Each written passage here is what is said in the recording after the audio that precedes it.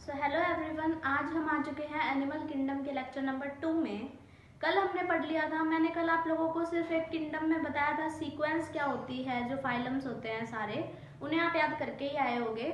जैसे कि हम एक बार फिर से उस सीक्वेंस को रिपीट करते हैं। नंबर 1 पे था पॉरीफेरा, जिनका सेकेंड नेम है स्पॉन्जेस। नंबर 2 पे था सिलेंट्रेटा, जिनका नेम होता है निडारियंस।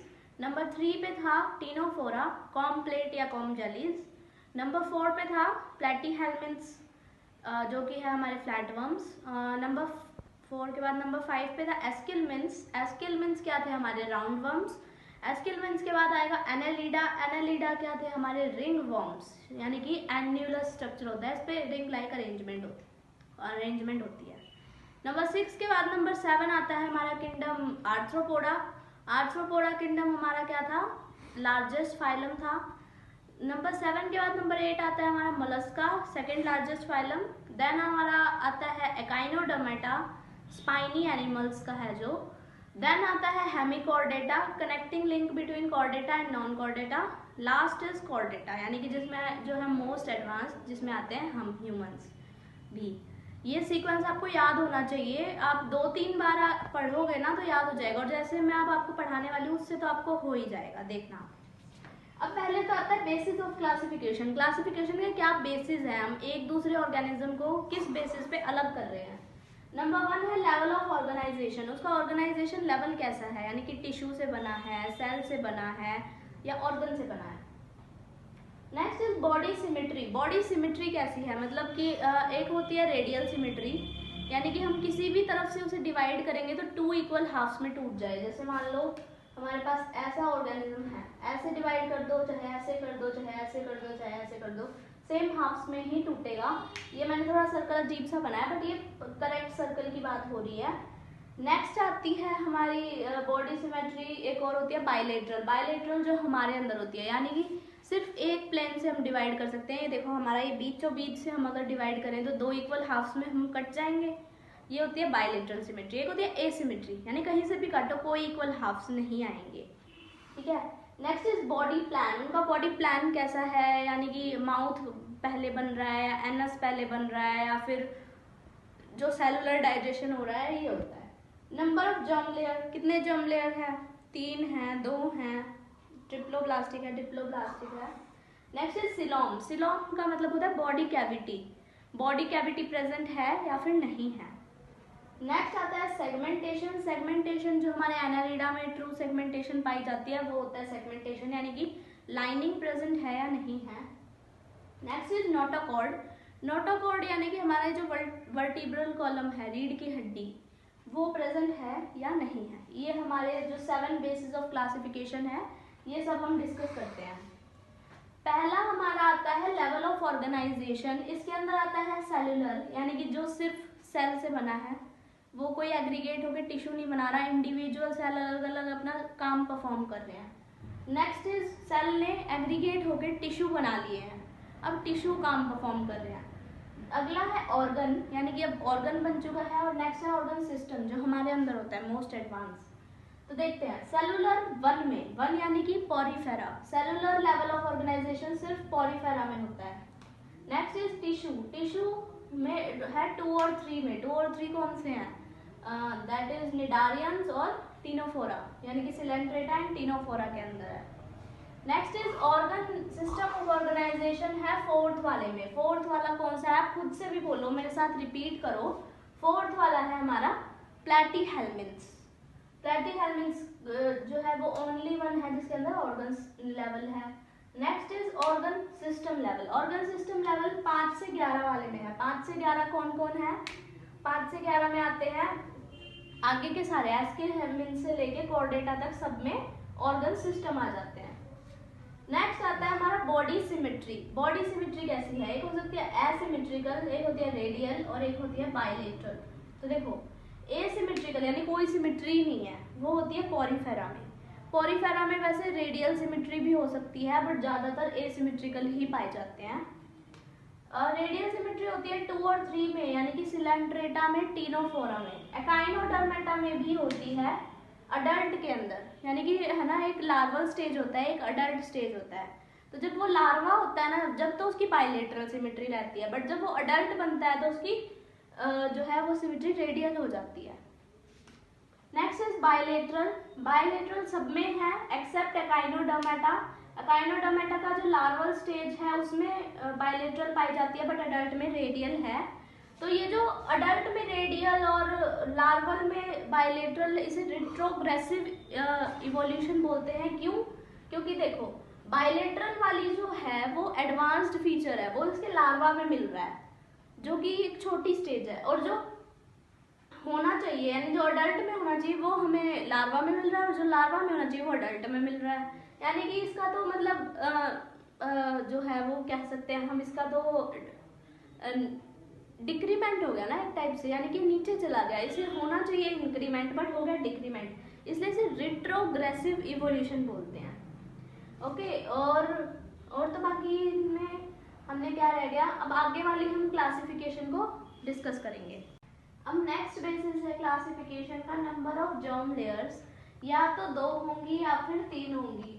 2 मतलब जो जर्म लेयर्स होती है वो होती है वैसे ectoderm, mesoderm and endoderm. Ectoderm सबसे आउटर लेयर को बोलते हैं, एंडोडर्म सबसे इनर को, और मेसोडर्म मिडल वाली लेयर को बोलते हैं।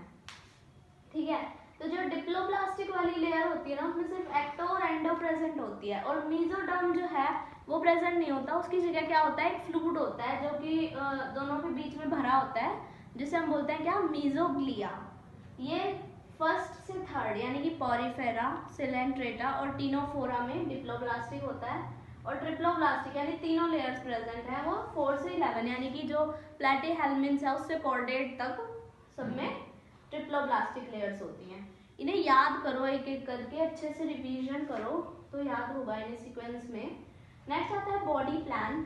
बॉडी प्लान या तो हो सकता है सेल्फ एग्रीगेट, या हो सकता है ब्लाइंड सैक, या फिर हो सकता है tube with in tube. Self aggregate मतलब कि हर एक मतलब अलग अलग सेल है डाइजेशन परफॉर्म करने के लिए, वो अपना अपना फंक्शन कर रहा है, यानी कि बहुत ही बेसिक लेवल है ये, यानी कि अलग अलग सेल को अपना काम मिला हुआ है, ये है 1। Next is blind sac body plan. Blind sac body plan के अंदर सिर्फ एक ओपनिंग होगी, माउथ और एनस दोनों के लिए, यानी कि जहां से खाना अंदर आएगा वहीं से बाहर जाएगा। ये होता है सेकंड नंबर। ये होता है 2, 3 और 4 में। 2 कौन है, टीनोफोरा, सिलेंट्रेटा, एंड 4th कौन है, प्लेटीहेल्मिन्थ्स। 1 कौन था, Porifera. Tube with in tube. Tube with in tube मतलब माउथ और एनस दोनों बनेगा। 5 से 11 होते हैं ये, यानी कि 5 एस्केलमेंट से लेके कॉर्डेट्स तक। इसमें 2 आते हैं, protostome and next is deuterostome. Protostome के अंदर पहले माउथ बनता है, जो कि होता है 5 से 8, यानी कि जो हमारा एस्केलमेंट्स, एनालिडा, मोलस्का और वो एकाइनोडर्मेटा, सॉरी आर्थ्रोपोडा, ये सारे जो होते हैं 5 से 8 में आते हैं, और ये होते हैं प्रोटोस्टोम, यानी पहले माउथ बनता है।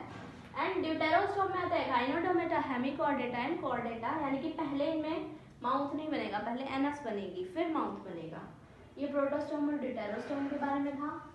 नेक्स्ट इज बॉडी सिलोम, यानी कि बॉडी कैविटी भी बोल सकते हैं, या तो एसिलोमेट होगा यानी कोई बॉडी कैविटी नहीं है, या स्यूडोसिलोमेट यानी बॉडी कैविटी है बट पैचेस में, लाइक ऐसे है कुछ, मान लो ये बॉडी कैविटी होती है बट बीच बीच में कुछ लेयर आ गई, यानी कि बॉडी कैविटी पैचेस में प्रेजेंट है, ये कैविटी है, ये कैविटी, ये कैविटी, ये कैविटी, इसे बोलते हैं स्यूडोसिलोमेट, यानी कि हम इसे सिलोमेट कह भी सकते हैं और नहीं भी। नेक्स्ट है सिलोमेट, यानी कि ट्रू बॉडी कैविटी है, यानी ये पूरा जो अगर ब्लैंक हो जाए बीच वाला पोर्शन, ये 2 लेयर बन गई है और बीच वाला पोर्शन जो है वो पूरी कैविटी है, तो ये होता है सिलोमेट। ठीक है, तो ए सिलोमेट में आता है 4th, यानी कि 4th कौन सा है हमारा, दैट इज प्लेटीहेल्मिन्थ। स्यूडोसिलोमेट में आता है एस्केलमिन्थ, एंड सिलोमेट के अंदर आता है एनालिडा से कॉर्डेट्स तक सारे। और आप अब सोचोगे 1st से 3rd का क्या हुआ, पॉलीफेरा, टीनोफोरा और सिलेंट्रेटा का, उनके बारे में कोई इन्फॉर्मेशन नहीं है बुक के अंदर, वैसे वो भी एसिलोमेट होते हैं बट कोई इन्फॉर्मेशन है तो हम करेंगे भी नहीं, एनसीईआरटी के अकॉर्डिंग ही चलेंगे। सेगमेंटेशन या तो ट्रू सेगमेंटेशन होता है या फिर फॉल्स सेगमेंटेशन होता है। ट्रू सेगमेंटेशन मतलब कि जिसमें लाइनिंग प्रेजेंट होती है वो ट्रू होती है, जैसे अर्थवॉर्म के अंदर जो है पूरी बॉडी पे ऐसे पूरी बॉडी है तो ऐसे ऐसे ऐसे ऐसे लाइन प्रेजेंट होंगी। आर्थ्रोपोडा है। आर्थ्रोपोडा के अंदर जैसे मान लो इस टाइप का कुछ ऑर्गेनिज्म है, मान लो कॉकरोच ही है। कॉकरोच के अंदर कितने सेगमेंट होते हैं अगर आप लोगों को पता है तो 10 सेगमेंट होते हैं। तो ऐसे ऐसे वो भी सेगमेंटेड होता है, ट्रू सेगमेंटेशन होती है। और हम कॉर्डेट्स हैं, हमारे अंदर कहाँ है सेगमेंटेशन, हमारे अंदर वर्टिब्रल कॉलम है ना, वर्टिब्रल कॉलम के अंदर सेगमेंट्स होते हैं, 24 सेगमेंट्स होते हैं। अब आती है फोल्स सेगमेंटेशन। फोल्स सेगमेंटेशन होती है प्लैटीहेल्मिन्थ्स में, यानी कि वो सेगमेंटेशन टाइप की होती है प्लैटीहेल्मिन्थ्स के अंदर, टेपवर्म्स के अंदर। मतलब है ना वो ट्रू सेगमेंटेशन नहीं होती, इस टाइप के वो चपटे वर्म्स होते हैं और ऐसे ऐसे ऐसे कुछ सेगमेंटेशन उसमें प्रेजेंट होती है। बट वो इनसाइड आउटसाइड दोनों से नहीं होती, सिर्फ मतलब ऐसे बाहर बाहर से दिखती है हमें सेगमेंटेशन, बट वो मतलब ट्रू नहीं होती एक टाइप से, ये समझ लो।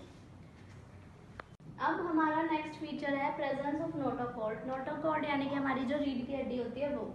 नॉन कॉर्डेट होते हैं, कॉर्डेट होते हैं। नॉन कॉर्डेट यानी 1 से 10 वाले सारे, पॉरीफेरा से हेमिकॉर्डेटा तक किसी में भी रीढ़ की हड्डी प्रेजेंट नहीं होती, सिर्फ कॉर्डेट में प्रेजेंट होती है। ठीक है, कॉर्डेट में भी जो 10 वाला मैंने एक बताया था ना आपको कि जो है कॉर्डेट और नॉन कॉर्डेट्स के बीच का एक कनेक्टिंग लिंक है, कौन था वो? 10th, hemichordate. क्यों? क्योंकि मैंने बोला था उसमें हाँ वर्टिब्रल कॉलम तो नहीं होती बट उसके जैसा एक स्ट्रक्चर होता है। वर्टिब्रल कॉलम को हम नोटोकॉर्ड भी बोलते हैं, तो नोटोकॉर्ड जैसा इसमें क्या है? स्टोमोकॉर्ड है। याद रखना, काफी इंपॉर्टेंट क्वेश्चन है। नेक्स्ट आता है सर्कुलेटरी सिस्टम। सर्कुलेटरी सिस्टम या तो होगा क्लोज टाइप या फिर होगा ओपन टाइप। ठीक है, ओपन टाइप कहाँ पर होगा? ओपन टाइप और क्लोज टाइप का मतलब समझो। अब ओपन टाइप यानी कि जिसमें ब्लड जो है वो डायरेक्ट टिश्यू के अंदर मतलब जो ब्लड है वो किसी वेसल के अंदर नहीं चलता, डायरेक्ट बॉडी के अंदर ऐसे फ्लो करता है एक साथ, जैसे सारे टिश्यू जो है उसमें डूब जाते हैं। बट हमारे अंदर कैसा है? हमारे अंदर नसें बनी हुई हैं, अलग अलग वेसल्स बनी हुई हैं जिनके अंदर ब्लड फ्लो करता है। डायरेक्ट कॉन्टैक्ट में कभी नहीं आता ब्लड, जो है हमारे ऑर्गन्स के डायरेक्ट कॉन्टैक्ट में कभी भी नहीं आता। जैसे कि आर्थ्रोपोडा है, हेमिकॉर्डेटा है, मोलस्का है और यूरोकॉर्डेटा है। ये वाले जो सारे किंगडम हैं इनके सारे फाइलम हैं, इनके अंदर जो है open type of circulatory system है, यानी कि इनमें वेसल्स प्रेजेंट नहीं है, ब्लड जो है डायरेक्ट कांटेक्ट में आता है हर एक ऑर्गन के। यूरोकॉर्डेटा एक अलग से फाइलम नहीं है, कॉर्डेटा का एक सब क्लास है, बट ये इसमें आता है, ये एक मतलब एक्सेप्शन है। कॉर्डेटा के अंदर पूरा क्लोज सिस्टम है, बट ये जो है इसमें ओपन टाइप ऑफ सिस्टम है। अब इधर आओ, ये है close type of system Annelida. Annelida भले ही हमारा 6th फाइलम है बट इसमें काफी एडवांस्ड टाइप का सर्कुलेटरी सिस्टम पाया जाता है। और नेक्स्ट इज कॉर्डेटा। कॉर्डेटा यानी कि जिसमें हम लोग आते हैं, इसमें एक्सेप्ट यूरोकॉर्डेटा। यूरोकॉर्डेटा क्योंकि ओपन सिस्टम में आ चुका है इसलिए क्लोज सिस्टम में नहीं आता है। So thank you so much. आज के लिए इतना ही। आज हमने किसी के भी जनरल कैरेक्टरिस्टिक्स के बारे में नहीं पढ़ा है, हमने बेसिस ऑफ क्लासिफिकेशन देखी है और हमने ये देखा है हमने किस बेसिस पे इन्हें अलग किया है। तो इसमें आपको थोड़ी ऐसे हो सकता है कि इनके नाम लर्न करने में थोड़ी मुश्किल हो, बट जैसे जैसे हम चैप्टर में आगे बढ़ेंगे आप इतने यूज टू हो जाओगे बार बार इनके नेम आने की वजह से कि आपको ये मुश्किल नहीं लगेंगे। So thank you so much. और आप ये चैप्टर रिवाइज करते रहो क्योंकि काफ़ी ज़्यादा मुश्किल टर्म्स हैं। पहली बार जब 11th में हम इन्हें टैकल करते हैं तो काफ़ी ज़्यादा प्रॉब्लम भी आ सकती है, बट ये इजी रहते हैं, इन लॉन्ग टर्म ये इजी रहते हैं। So thank you so much. आज के लिए इतना ही।